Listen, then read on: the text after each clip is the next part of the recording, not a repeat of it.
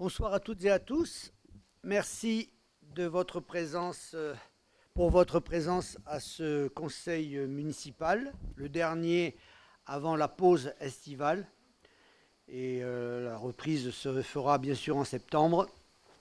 Donc, bonjour aux élus présents qui ont pu se libérer pour siéger. Bonjour au public qui est dans la salle. Et bonjour aussi aux personnes qui nous suivent à distance à partir donc de la retransmission en direct qui se passe actuellement. Je vais vous demander de bien vouloir procéder à la désignation du secrétaire de séance. Y a-t-il des volontaires? Non, je demande donc si Madame Gall veut bien assurer le secrétariat. Oui, très bien. Donc je propose Madame Gall comme secrétaire de séance aujourd'hui. Qui est contre? Qui s'abstient? Je vous remercie. Madame Gall est désignée secrétaire de séance à l'unanimité.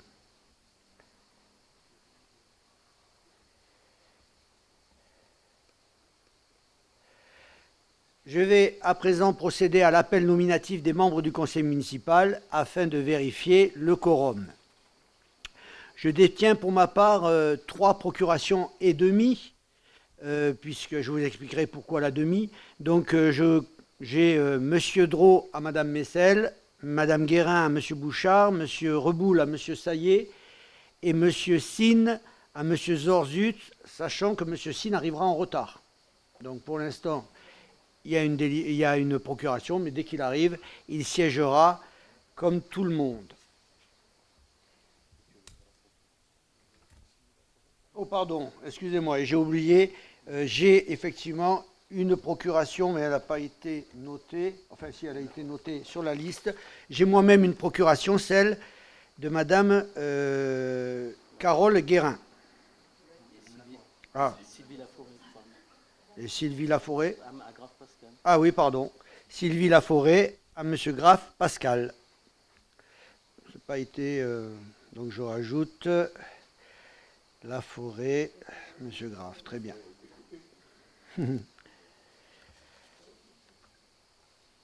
Monsieur Graff Pascal. Présent. Madame Messel Yolande. Présente. Monsieur Zorzut Jérôme. Présent. Monsieur Varroqui-Roland Vincent. Présent. Madame Pellissier Sylvie. Présente. Madame Covy Brigitte. Présente. Madame Petitbois Pascal. Présente. Monsieur Drault Alain, procuration à Madame Messel, comme dit tout à l'heure. Monsieur Fleury Michel. Présent. Monsieur Sine Nicolas, procuration à Monsieur Zorzut, le temps qu'il arrive. Madame Gall Marie-Paul, présente. Monsieur Justy-Jacques, présent. Madame Guérin-Carole, procuration à moi-même. Monsieur Casabianca Fabien, absent. Madame Laforêt Sylvie, procuration à Monsieur Graff. Monsieur Verrecchia Christian, présent. Monsieur Saillet Jérôme, présent. Madame Avinens Marie-Christine, présente. Monsieur Reboul Régis, procuration à Monsieur Saillet. Monsieur Duira Denis, présent. Monsieur Coutin Denis, présent. Et Monsieur Choiselat Jean-Pierre, présent.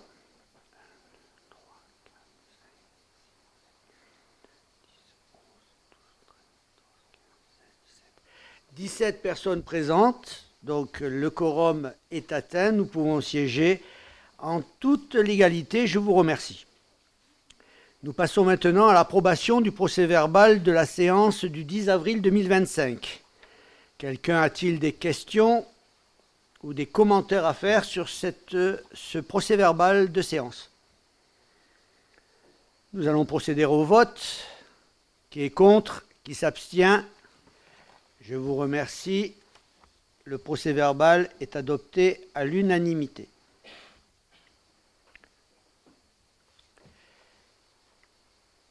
Nous allons passer maintenant désormais à l'ordre du jour du Conseil municipal.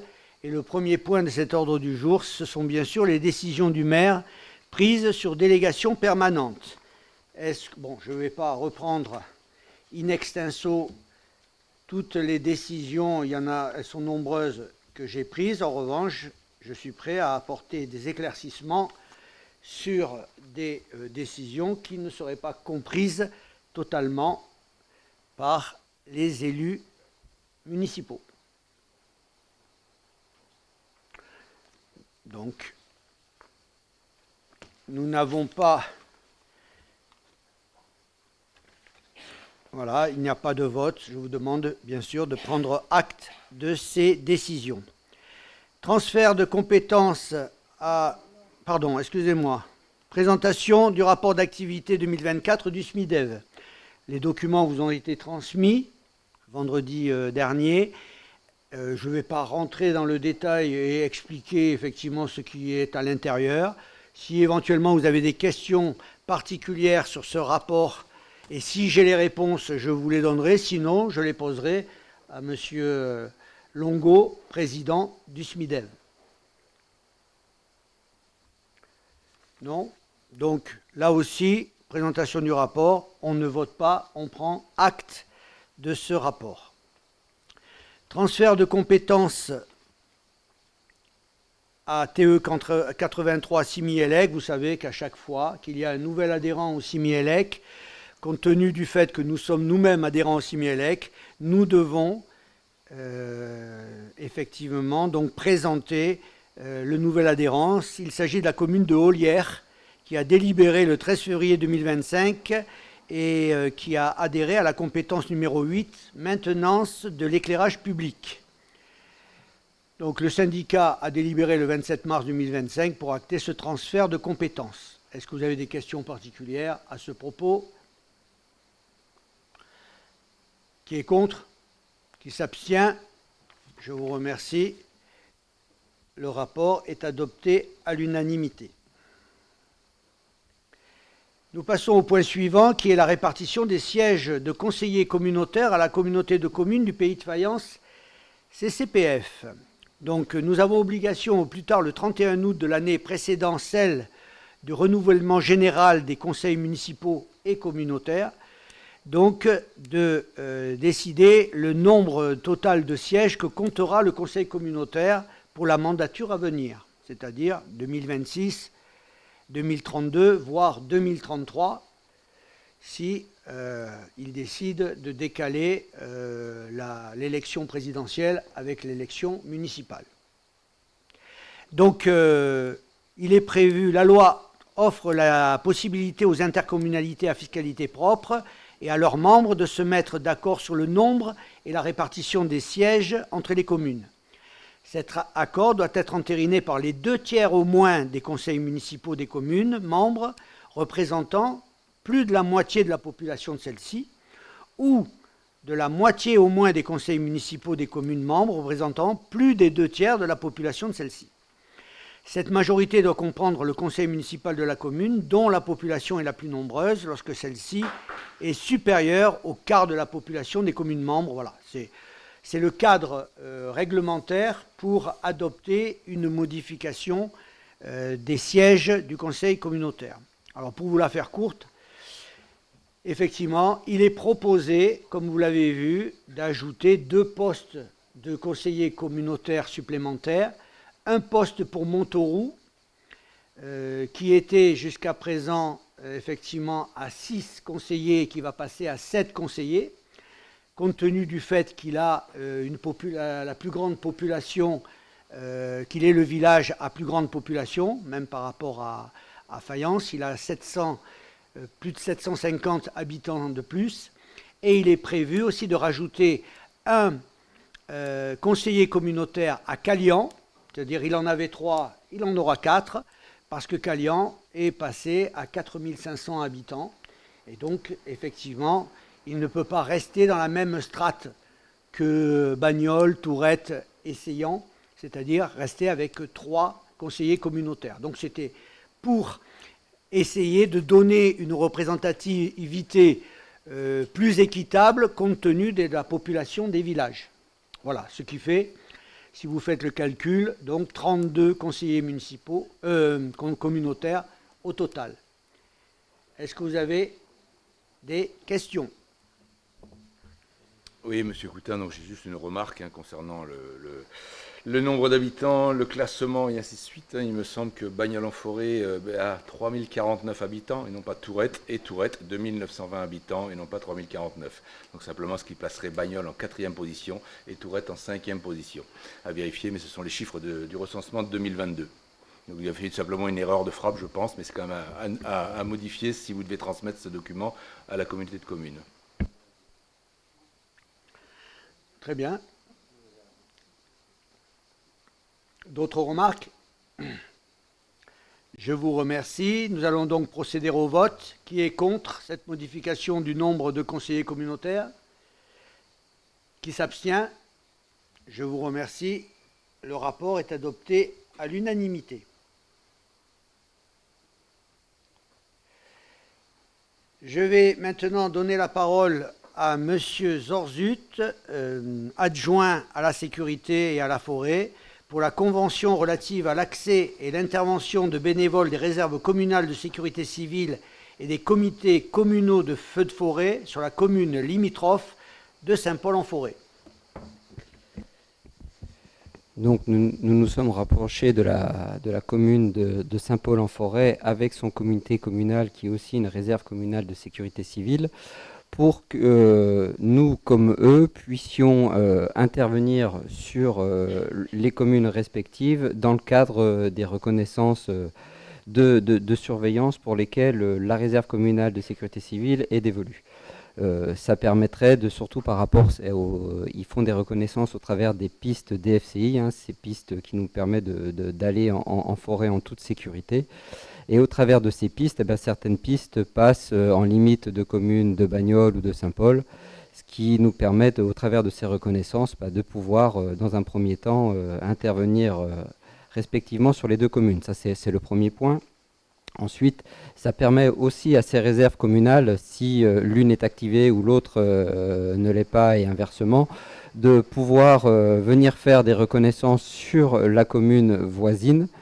Et si jamais ils détectent un feu au travers de cette zone-là, ils peuvent venir nous renforcer ou la commune de Saint-Paul, enfin de Bagnoles, renforcer la commune de Saint-Paul au travers d'un départ de feu, en sachant qu'ils ne sont pas là pour la lutte ni pour l'extinction du sinistre, mais ils sont essentiellement là pour guider les secours qui ne connaîtraient pas bien les lieux. Et ils sont là aussi pour faire des actions de surveillance, pour rappeler à la population en cas de vigilance rouge ou extrême qu'on n'a pas le droit d'intervenir sur les massifs forestiers. Et j'en profite de cette petite aparté pour vous dire que on a relancé au travers du site de la commune comme au travers du site de la préfecture, vous avez les applications nécessaires pour pouvoir avoir la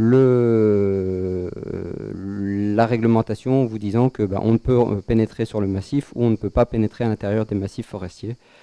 À titre d'information, aujourd'hui nous sommes qu'en vigilance jaune, donc on peut pénétrer sur les massifs même si la température est excessive. Voilà, donc je soumets cette délibération au vote est-ce que vous avez des questions? Excusez-moi, allez-y. Oui, peut-être juste une question. Où en est la création de la RCSC de Bagnoles? Est-ce que le dossier a avancé? Est-ce que c'est acté? La création, elle a eu lieu puisqu'on l'a voté au travers d'une délibération. Aujourd'hui, on est en terme, on peut relancer aussi. On a fait plusieurs campagnes pour que les gens de la commune s'inscrivent. On a eu très peu de retours. On a à l'heure actuelle 3 candidatures en plus. Donc voilà, j'en profite, merci de me poser la question, j'en profite pour relancer les administrés. Venez vous inscrire à la réserve communale de sécurité civile, on ne demande pas des compétences particulières, on demande juste du temps pour pouvoir patrouiller et après vous aurez les formations nécessaires pour pouvoir réagir correctement en cas de départ de feu ou pour apporter une sensibilisation à la population qui se promène dans les massifs forestiers.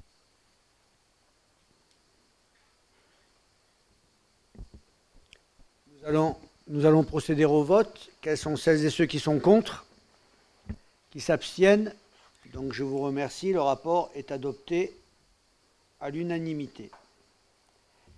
Nous passons au point suivant, qui sera traité par M. Graff, adjoint à l'urbanisme. Il s'agit de l'acquisition de la parcelle E1212. Oui, bonsoir à tous. En effet, la commune souhaiterait procéder à l'acquisition de la parcelle E112 qui est située en zone A du plan local d'urbanisme, donc à proximité. D'ailleurs, c'est une parcelle qui est contiguë à la parcelle du potager municipal. Donc, c'est une parcelle qui a une surface de 4683 m², ce qui nous permettrait d'avoir, en unifiant les deux parcelles, puisqu'elles sont vraiment l'une en prolongement de l'autre, une surface d'à peu près 1 hectare. Voilà la motivation pour acquérir cette parcelle. Donc le prix d'acquisition est de 13 000 €. Et voilà, j'ai pas grand-chose d'autre à rajouter. Est-ce que vous avez des questions par rapport à cette acquisition? Il y a un puits sur... oui. Oui, M. Coutin, donc zone A, effectivement, zone agricole.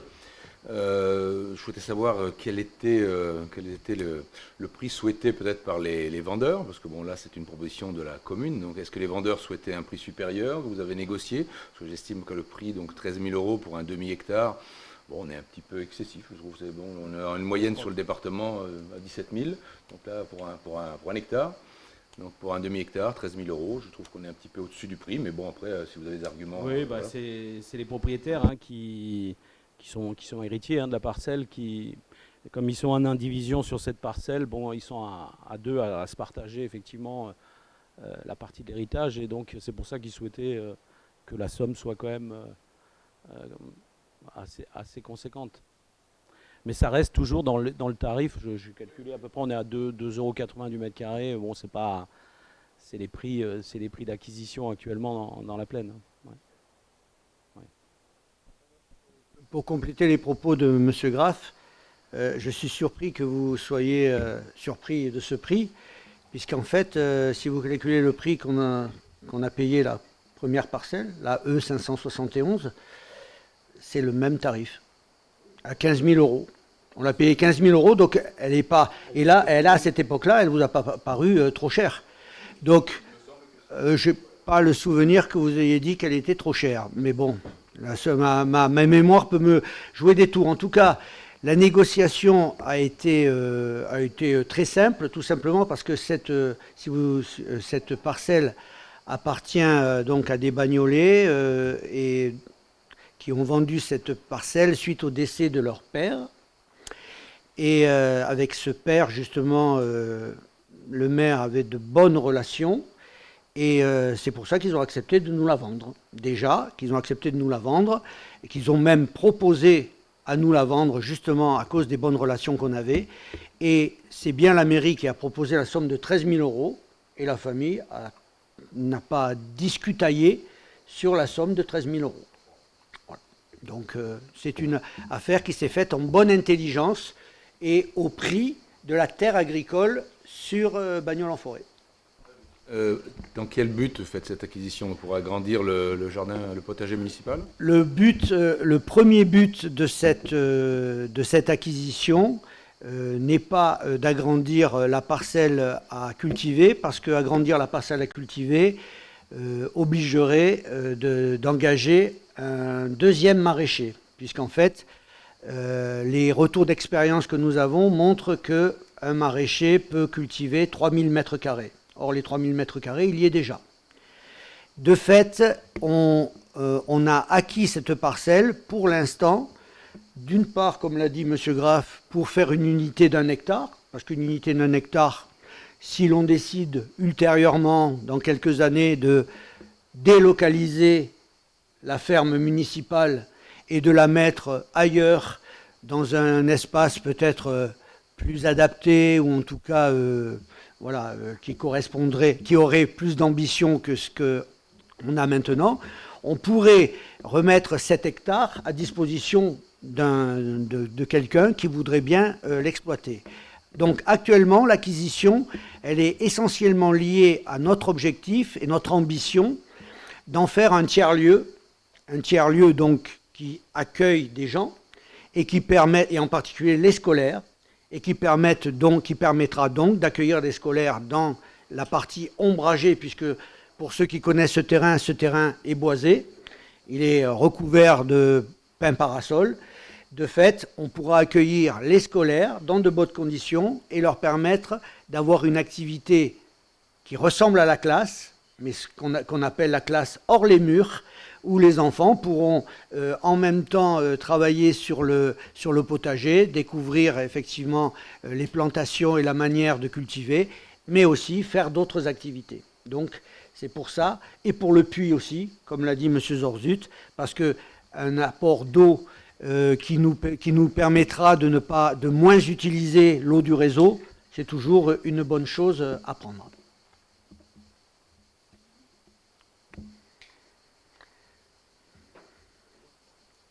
D'autres questions? Nous allons procéder au vote. Qui est contre? Qui s'abstient? Donc abstention de l'opposition dans son ensemble. Donc le rapport est adopté à l'unanimité. Nous passons maintenant, M. Grave garde la main, et nous passons au rapport suivant qui concerne la création d'une servitude de passage au profit des propriétaires des parcelles B 2383, B 2384 et B 269. Oui, donc il s'agit effectivement, la commune a été sollicitée par des propriétaires là, qui viennent de vendre leurs biens. Afin de pouvoir désenclaver en fait une habitation qui était du fait de la vente enclavée, et du coup se servir d'une servitude qui était déjà existante de la commune pour un fonds servant pour pouvoir permettre effectivement à cette habitation de pouvoir avoir un accès à la fois voiture et piéton. Voilà. Donc c'est situé sur le long du chemin de Maupas. C'est une des premières servitudes qu'on a sur la droite après le virage, juste en face de la borne incendie. Je ne sais pas si la nouvelle borne qui vient d'être installée. Voilà. Est-ce que vous avez des questions par rapport à ça? Donc le prix a été fixé à 100 €. Voilà, c'est une... Qui est le long de la tranchée? Non. Alors vous voyez où la commune stockait son bois pendant un temps? Oui, oui, tout à fait, dans le virage. Donc après, il y a ce virage à gauche, là, et tout de suite après, vous avez une petite servitude qui permet d'accéder aux premières maisons. Là. Sur le côté droit? Oui. Ah d'accord. J'ai le micro là? Oui. C'est moi qui étais loin du micro. Oui, donc il s'agit effectivement de cette première entrée à droite le long du chemin de Maupas. Voilà. Donc il y a déjà un fonds servant, puisqu'il y a déjà une maison qui accède par cette servitude. Et donc les propriétaires de la maison qui est un peu plus haute avaient un accès par leur propriété en fait. Et du fait qu'ils vendent leur propriété, sur laquelle il y avait 2 habitations, ils ont besoin maintenant de pouvoir libérer effectivement un accès pour cette petite maison qui est... Donc pour la parcelle B 2383, c'est ça? Alors je vais vous dire. Si on a bien compris, hein, c'est simplement pour cette parcelle-là lui permettre voilà, un accès. 2383, okay. La B 2383, oui, tout à fait. Puisqu'ils viennent de vendre la 2384 qui a été vendue. C'est ça, voilà. Et les gens avaient avant accès par le haut. Ouais, par le haut, voilà. Oui, donc, c'est clair que oui. Donc ils ont anticipé effectivement la vente. On était sur place pour le bornage et effectivement c'était judicieux de procéder ainsi. Voilà.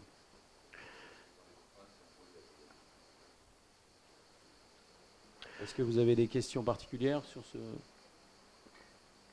Nous allons procéder au vote. Quelles sont celles et ceux qui sont contre, qui s'abstiennent? Donc je vous remercie.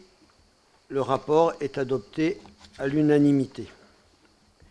Nous passons au point suivant et je reprends la parole puisque le rapport suivant concerne la reprise de concessions en état d'abandon. Par délibération en date du 14 septembre 2023, le conseil municipal a acté la mise en œuvre d'une procédure de reprise des concessions dans le cimetière communal du Bourg, selon les conditions définies par la loi. Les concessions visées par la procédure présentent pour la grande majorité d'entre elles les caractéristiques suivantes.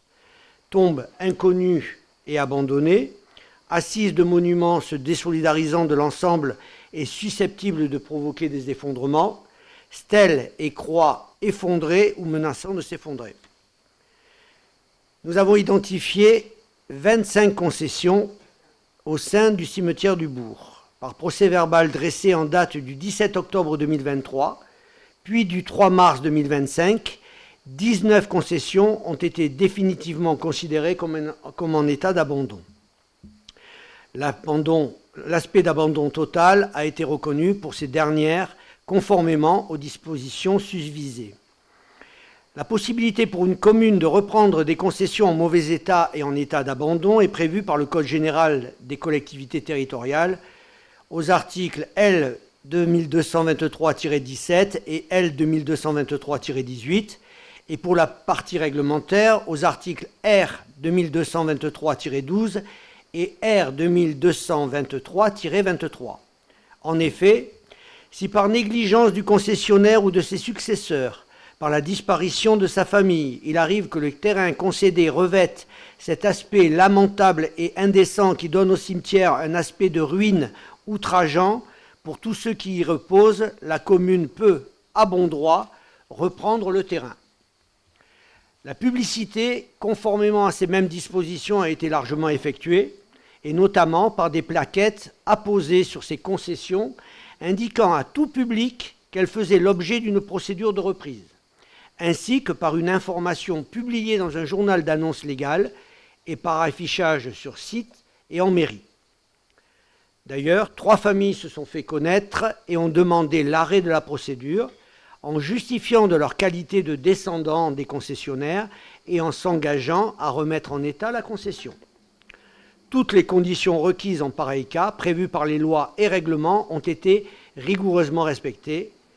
Nous demandons au conseil municipal donc de bien vouloir se prononcer sur la reprise des concessions en état d'abandon, dont la liste vous a été présentée en annexe à la présente. Avez-vous des questions ou des commentaires? Nous allons procéder au vote. Quels sont celles et ceux qui sont contre? Qui s'abstiennent? Je vous remercie. Le rapport est adopté à l'unanimité. Je vais à présent donner la parole à Madame Pellissier, adjointe à beaucoup de choses. Périscolaire. Au périscolaire, voilà. Ici, c'est le périscolaire. On ne va pas citer les autres délégations. Non. Hein. Donc ici, c'est en qualité d'adjointe au périscolaire. Elle va vous présenter la modification du règlement intérieur des services périscolaires, de la restauration et des services extrascolaires pour la ville de Bagnols-en-Forêt. Bonsoir. Donc en 2023, nous avions déjà voté le premier règlement. Et là, nous apportons les modifications apportées au règlement intérieur a pour objectifs principaux d'améliorer la gestion et l'organisation des services périscolaires et extrascolaires, faciliter les inscriptions et les réservations via un portail famille en ligne, clarifier les règles de fonctionnement et les responsabilités des parents et adapter les services aux besoins actuels des familles et des enfants. Le règlement intérieur périscolaire, restauration extrascolaire de la commune de Bagnols a été révisé afin de répondre aux évolutions des besoins des familles et aux contraintes liées à l'organisation. Les modifications proposées tiennent compte des retours d'expérience des utilisateurs, des agents municipaux, ainsi que des nouvelles technologies disponibles pour la gestion de ces services. Les principales modifications apportées au règlement intérieur sont les suivantes. L'ajout du portail famille. Nouveau système d'inscription en ligne via le portail famille. Obligation de réserver via ce portail pour la cantine, le périscolaire, les mercredis et les vacances. Une sanction financière en cas de non-inscription, de non-réservation et un tarif forfaitaire de 5 € est appliquée après un premier avertissement. Des précisions sur les quotas d'accueil. L'ajout de quotas précis pour l'accueil périscolaire. En maternelle, 20 places le matin et le soir. En primaire, 45 places le matin et le soir. La modification sur les lieux d'accueil. Pendant les vacances, les enfants sont désormais accueillis dans le groupe scolaire en attendant la livraison du nouveau centre aéré. Le changement dans la gestion des serviettes de cantine. Les parents doivent fournir 2 serviettes marquées au nom de l'enfant au lieu de serviettes fournies par la commune. L'élargissement des motifs de remboursement. Ajout de nouveaux motifs pour le remboursement. Événements familiaux imprévus. Rendez-vous médicaux en plus des fermetures et évictions médicales. Clarification sur les absences et les désinscriptions. Désinscription possible uniquement via le portail famille. Délai de 7 jours pour annuler une réservation. En cas de sortie scolaire, le service jeunesse procède à la désinscription. Une mention implicite du tarif maximum. Si un enfant se présente sans inscription, le tarif maximum est appliqué. Ces modifications apportées au règlement intérieur devraient avoir un impact sur l'amélioration de la gestion du service périscolaire et extrascolaire, réduction des oublis d'inscription et des situations de non-réservation, meilleure organisation des accueils et des activités proposées aux enfants, clarification des responsabilités des parents et des règles de fonctionnement, adaptation des services aux besoins actuels des familles et des enfants.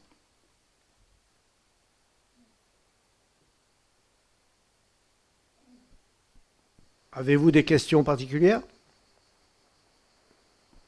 Monsieur Coutin, simplement, est-ce que les chiffres annoncés correspondent à la demande, on va dire? Donc là, je vois que pour notamment les vacances scolaires, on est sur des chiffres assez faibles, au rapport justement des prestations ALSH. Donc je constate carrément une quarantaine, cinquantaine d'enfants maximum.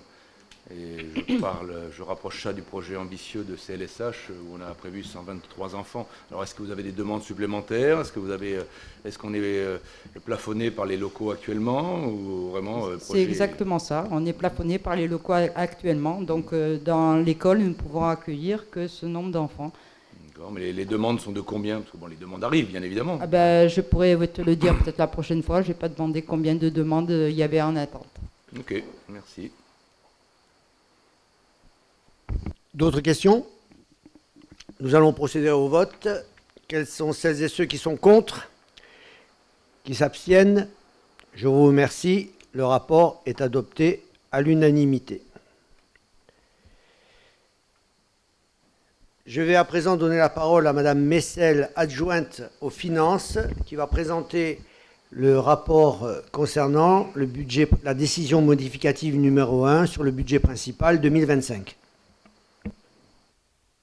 Alors, cette décision budgétaire modificative, qui est la première de l'année, concerne des créances admises à non-valeur. Ce sont des petites créances de 5, 7 euros pour lesquelles on ne peut pas faire de poursuite. Et ensuite, c'est la prise en compte d'un don. C'est une peinture faite sur jute par un atelier de bénévoles de Bagnoles qui en ont fait don à la commune et on l'intègre au patrimoine de la commune. Des questions? Nous allons procéder au vote. Quels sont celles et ceux qui sont contre? Qui s'abstiennent? Donc je vous remercie. La DM numéro 1 est adoptée à l'unanimité. Je reprends la parole pour le rapport suivant qui concerne la modification du montant de la taxe sur les déchets réceptionnés pour l'installation de stockage des déchets non dangereux, ISDND du Vallon des Pins, et détermination de la répartition du produit de la taxe. Comme vous le savez, la commune de Bagnols-en-Forêt accueille une installation de stockage de déchets non dangereux sur le site du Vallon des Pins. L'exploitation de l'ISDND par la société publique locale du Vallon des Pins a commencé en avril 2022, le 11 avril exactement, par délibération numéro 42 en date du 29 septembre 2022. Le conseil municipal a instauré une taxe sur les déchets réceptionnés pour l'ISDND du Vallon des Pins, et ce, conformément à l'article L. 2333-92 du Code général des collectivités territoriales. La taxe prévue à l'article L. 2333-92 du Code général des collectivités territoriales a pour but de prendre en compte le fait que les installations d'élimination de déchets, centres de stockage, usines d'incinération peuvent entraîner des nuisances pour les riverains, les odeurs par exemple, sans que cela se traduise par une hausse des recettes de la fiscalité locale pour les communes concernées, afin que celles-ci puissent par ailleurs offrir de meilleurs services à leurs habitants. À cette époque, donc en 2022, le conseil municipal avait alors arrêté la répartition suivante: pour Bagnols-en-Forêt, 1,20 € et pour Fréjus, 0,30 centimes, enfin 30 centimes d'euros. Ce qui correspond effectivement sur la somme totale de 1,50 €, 30 centimes, ça correspond à 20% de la somme globale. Et 1,20 € correspond à 80% de la somme globale. Le tarif, la loi numéro 2025-127 du 14 février 2025 de finances a modifié cette limite en la plafonnant à 2 € la tonne. La commune sur le territoire de laquelle est située l'installation ne peut percevoir moins de 50% du produit. Et les communes limitrophes situées à moins de 500 mètres de l'installation ne peuvent pas percevoir moins de 10% du produit de la taxe. Donc, il a fallu, nous avons comme la première fois négocié avec la commune de Fréjus, qui est effectivement qui est dans les limites pour percevoir cette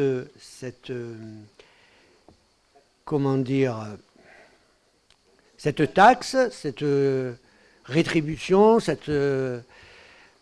voilà. Et ils nous sont tombés d'accord sur le maintien du pourcentage, c'est-à-dire 80% pour la commune de Bagnols-en-Forêt et 20% pour la commune de Fréjus, ce qui fait un montant pour Bagnols-en-Forêt de 1,60 € et un montant pour Fréjus de 40 centimes. Voilà. Est-ce que vous avez des questions ou des commentaires à propos de ce rapport? Nous allons donc procéder au vote. Qui est contre? Qui s'abstient? Je vous remercie. Le rapport est adopté à l'unanimité. Je vais à présent donner la parole à M. Varocki qui va nous présenter la dernière délibération, le dernier rapport à l'ordre du jour et qui concerne, donc M. Varocki, adjoint au personnel et à la démocratie, autorisation de signature d'une convention avec le centre de gestion, adhésion au secteur CNRACL, pôle carrière instance CNRACL du centre de gestion du Var. Bonsoir. Donc, l'année dernière, nous avons choisi d'adhérer au service retraite du CDG, du centre de gestion du Var, qui lui-même travaille de concert avec la CNRACL, c'est-à-dire la Caisse nationale de retraite des agents des collectivités locales. Tout ça afin de pouvoir assurer à nos agents une aide dans toutes les démarches que l'on sait parfois compliquées, parfois longues pour accéder à la retraite. Et donc, dans cette logique d'adhésion, ça fonctionne par convention triennale sur le département. Et la dernière période de 3 ans, c'était de 2022 à 2025. Elle redémarre, donc, elle est donc caduque au 30 juin. Enfin, en tout cas, elle se termine au 30 juin et redémarre donc au 1er juillet 2025 pour 3 ans. Et donc, dans cette logique, si on souhaite bénéficier de la continuité de ce service, il nous faut donc signer la convention avec le CDG 83 pour la prochaine période triennale. Avez-vous des questions particulières concernant la présentation de ce rapport? Nous allons donc procéder au vote. Quels sont celles et ceux qui sont contre? Qui s'abstiennent? Je vous remercie. Le rapport est adopté à l'unanimité. Nous allons maintenant passer, l'ordre du jour étant épuisé, nous allons maintenant passer aux questions orales. Avant de donner la parole à l'opposition, est-ce que les membres de la majorité auraient des informations à communiquer? Brigitte Covy, adjointe au patrimoine et à la culture. Bonsoir. Je voulais juste préciser que donc, la toile de jute dont Madame Messel a fait part, donc le don de cet atelier, est visible à l'accueil de la mairie, au niveau donc des secrétaires d'accueil à la mairie. Donc si vous voulez la voir, c'est avec plaisir. D'autres informations? Pas d'informations. Donc nous donnons la parole aux élus de l'opposition et à leurs éventuelles questions.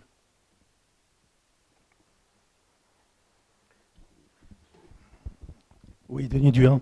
J'ai une curiosité, monsieur le maire. L'année dernière, on a mis en place le dispositif vous savez, suite à la sécheresse de catastrophes naturelles, me semble-t-il, pour une certaine quantité de maisons, de propriétaires qui auraient été touchés. Et j'aurais voulu savoir si on a une synthèse ou un bilan de passage ou un point d'étape, je ne sais pas comment on pourrait appeler ça. Et ma question plus précisément, c'est ça concerne combien de propriétés à Bagnols-en-Forêt? Quels sont les quartiers qui sont plus touchés? Je sais que dans mon secteur, par exemple, il y a des gens qui ont des propriétés sur des bandes d'argile assez sensibles et il y a eu des rétractions de terrain ou des fissures dans les maisons.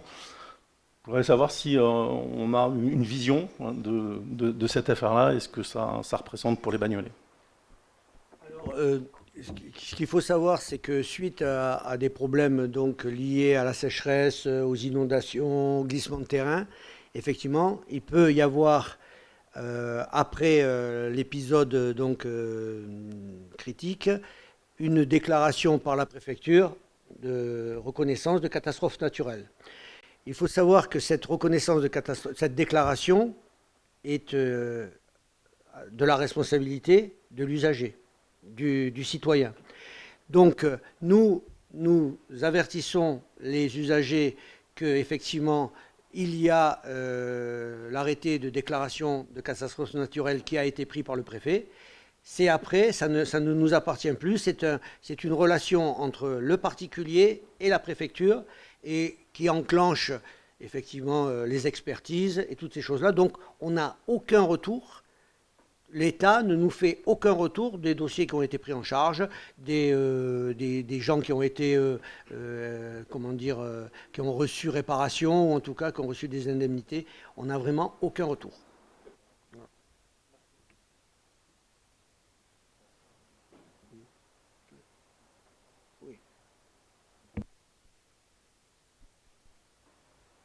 Oui, bonsoir Jean-Pierre Chosela. Avez-vous des précisions à nous donner sur l'incendie qui s'est passé aujourd'hui sur notre territoire communal, s'il vous plaît? Donc aux alentours de 14h, c'est ça quand je t'ai appelé tout à l'heure, René, sur la plaine de Fayence, en fait, il y a eu un départ de feu. Aujourd'hui, il y a toujours une enquête en cours. Le feu de Fayence, excusez-moi. Sur la plaine de Bagnols, excusez-moi, j'étais dans un autre contexte. Sur la plaine de Bagnols, donc en fait le feu serait parti de bordure de route pour aller s'étendre dans un pré. L'action rapide des secours, puisque sur chaque départ de feu, en fait, il y a une doctrine bien spécifique, c'est une attaque massive de tout départ de feu. Ça veut dire qu'on envoie un maximum de moyens. Et de suite, ils sont intervenus les deux hélicoptères bombardiers d'eau qui ont fait deux largages, ce qui a permis de suite de stopper le feu. Et après, des équipes de secours sont intervenues au nombre de 4 véhicules avec une équipe de commandement pour parfaire l'extinction. Alors on peut, heureusement, donc voilà, on rappelle auprès des citoyens faire attention, alors c'est pas encore sûr, mais faire attention, les mégots, ça ne se jette pas par la fenêtre, puisque avec un mégot, on peut déclarer un sinistre, c'est une source d'ignition, qui peut faire de grosses catastrophes, comme ça a eu lieu sur la commune de Gonfaron, c'était issu un mégot. Voilà, donc il faut bien rappeler on va rentrer dans la vigilance, même si on n'est pas en orange, en rouge ou en extrême. Chaque source d'ignition peut déclarer un sinistre. Et on peut aussi, c'est vrai que l'arrivée des secours relativement a été rapide, hein, puisque sachez que on a la chance d'avoir maintenant des gardes postés sur Saint-Paul, ce qui nous a permis vraiment de réduire les délais d'intervention en termes d'attaque au sol, puisque en fait les hélicoptères bombardiers d'eau étaient là déjà sur place, puisqu'ils sont positionnés au Luc en stationnement. Et le sinistre, ça est 4700 mètres carrés qui ont été concernés sur un feu d'espace agricole, enfin sur une zone d'espace agricole. Maîtrisé, éteint en l'espace de même pas une demi-heure, tout a été...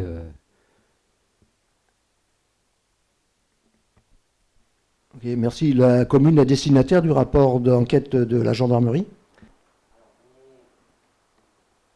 On a été déjà destinataire dès cet après-midi déjà du rapport de l'ONF. Et par contre, le rapport de gendarmerie, puisque c'est des enquêtes, il ne divulgue aucune information concernant l'aspect judiciaire de l'État. Ils nous tiendront informés s'il y a un recours et s'ils ont identifié quelque chose. On aura vraiment... Il y a des enquêteurs qui viennent sur place, qui définissent la zone, et en fonction du retour, soit ils nous le disent, soit ils ne nous le disent pas. Si vraiment c'est une action de pyromane, ils nous le disent pour vraiment sensibiliser les gens à ces actes d'incivilité. Selon l'ONF, a priori, ce serait un mégot. Ils privilégient cette piste ou non? J'ai pas eu cette réponse dans son rapport. Ok. Merci.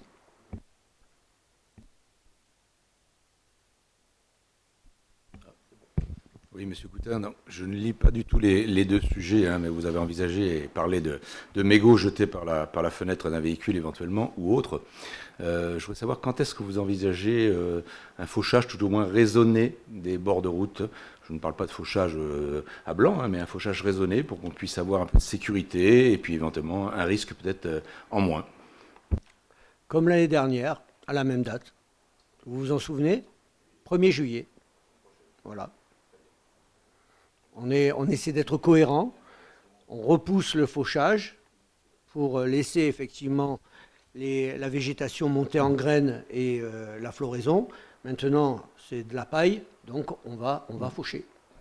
Justement, compte tenu des conditions météo, il aurait été plus judicieux d'avancer un petit peu cette date, hein, parce qu'effectivement, nous sommes sur de la paille. Nous sommes d'accord là-dessus. Il me semble qu'il doit y avoir un arrêté préfectoral interdisant l'utilisation d'engins à lame pour l'entretien. Alors, l'utilisation d'engins à lame est interdite en milieu des massifs forestiers, en plein milieu des massifs forestiers, quand on est en période rouge et extrême. Après, il y a des dérogations concernant les droits de fauchage, et si jamais si on est en orange, on peut très bien utiliser des actions de fauchage mécaniques avec l'appui d'une citerne de 400 litres à proximité, pour limiter toute source d'ignition et stopper le départ si jamais il y a eu des étincelles qui sont faites avec tout ce qui est notion de mécanique. Et pour compléter cette intervention, je précise que le fauchage concernera une bande de 1 mètre de chaque côté et ne concernera pas les fonds de fossés ni les remontées de talus qui sont de la responsabilité des propriétaires des terrains en amont. Voilà. Oui, un fauchage raisonné, nous sommes d'accord sur le principe, 80 cm, 1 mètre, effectivement, voilà. Au bord de route, nous sommes d'accord sur le principe.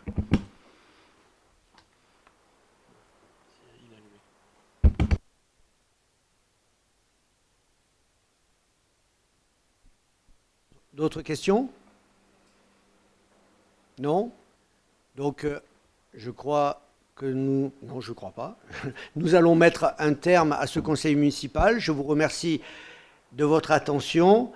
Le prochain conseil municipal aura lieu en septembre. Je crois avoir demandé le changement de la date. Ce n'est pas le 23, c'est la semaine d'avant. C'est le 18 et 7 Ça fait pas 23, non. Donc le 25. Ah oui, le 18, c'est ça. Le 18 septembre, nous nous retrouvons pour le prochain conseil municipal. Et je vous remercie à toutes et tous, et particulièrement ceux qui nous ont suivis à distance. Merci et bonne soirée, et puis bon été à vous tous, en espérant qu'il soit clément au niveau des feux de forêt.